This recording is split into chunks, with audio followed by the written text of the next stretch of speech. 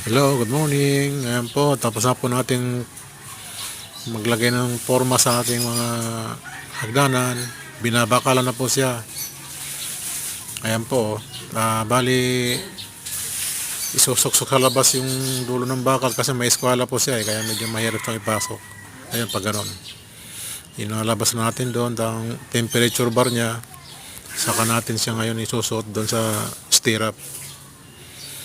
Kung mapapansin niyo, ang stirrup niya parang ano siya, kadena, chain type kung tawagin. Ayan po. Talagang matibay na hagdanan to.